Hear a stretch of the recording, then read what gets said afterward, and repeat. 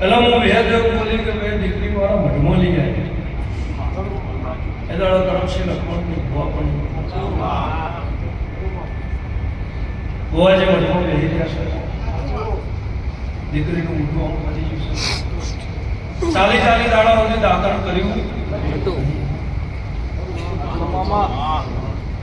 દીકરીને બિહાડી એટલે મેં વિહતે દોડ આવ્યું કે બહુ ડોક્ટરો થાકી જાય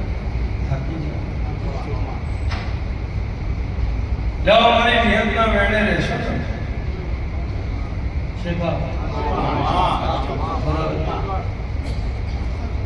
કે માં જેવું જાગો તારી નિયતના વેળે રહેશે પણ હવે જીવાડું તો તું મારું એલા કરજતનો ભરોસો તારી જવાનો છે દુનિયાવી વાતોમાં મનશે નહીં ભુવાજીના મોઢા હોવું જોઈએ અને ડાબો હાથ લાંબો કરી અને હું બોલ્યા કે દરબાર લે આ ચોકડું બેહી એટલે મોઢું ફટ બેહી